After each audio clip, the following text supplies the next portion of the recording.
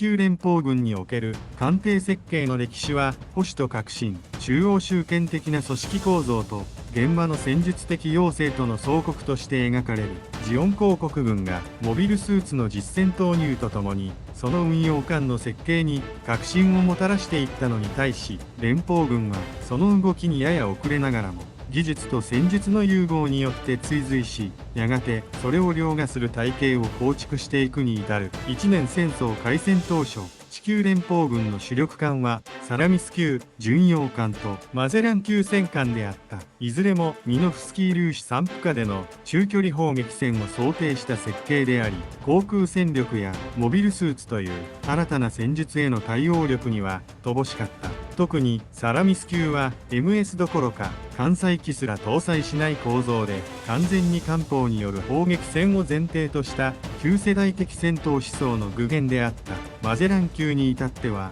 その火力の大きさゆえに艦隊機関として用いられることも多かったが、やはり MS に対しては無力に近く、戦局の推移とともにその限界が露呈していくことになる。この旧式艦艇軍に対し革新ののろしを上げたのが V 作戦によって建造されたペガサス級強襲揚陸艦、すなわちホワイトベースであった。この艦は MS の運用、整備、発進を全て艦内で完結させる構造を持ち、かつ単艦で長距離航行と大気圏突入が可能という前例のない性能を備えている。ホワイトベースはただの新型艦ではなく、連邦軍にとって MS を主戦力とする戦術体系への転換を象徴する存在であり、その実績は後に MS 搭載艦を中心とした新世代艦艇設計に大きな影響を与えることとなる。戦後連邦軍はこのホワイトベースの戦訓を取り入れつつ、新型艦の設計に乗り出すこととなる。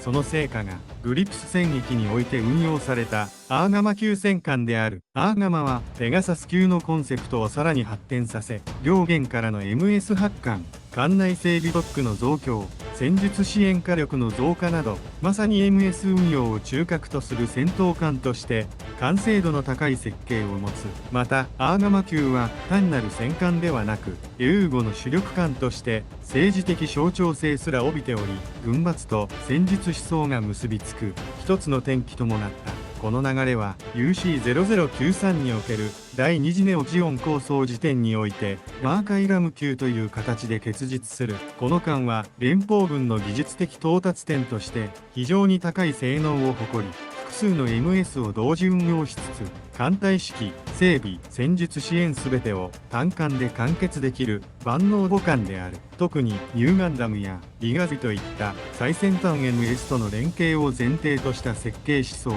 それまでの MS を搭載できる艦から MS を中心に戦う艦への完全な進化を物語っている。またニュータイプ兵器との相互干渉を想定した構造、サイコフレーム干渉対策等が盛り込まれているともされ、艦艇が戦術機械から艦合兵器支援基盤へと進化していく方がも見られる。このように地球連邦軍の艦艇は当初は旧来の戦艦思想の延長線上にありながら、 V 作戦を契機として MS 戦術への順応をはじめ、やがてその中心的な母艦としての完成形に至るまで着実に進化を遂げていったと言える。ジオンの艦艇が前衛的機動と精神性を帯びていったのに対し、連邦の艦艇はよりシステマチックで現実的な戦術基盤としての進化を歩んだ。それは正規軍の戦争と革命軍の戦争という構図の中で艦艇設計そのものに現れた思想の際でもある。ホワイトベースに始まり、アーガマを経てラーカイラムに至るまでの連邦艦艇の系譜は単なる技術革新の記録ではない。それは連邦という巨大な組織が戦争をどう捉え、MS という兵器をどう運用すべきかという問いに対して一つの答えを提示していった歴史そのものなのである。チャンネル登録、高評価お願いします。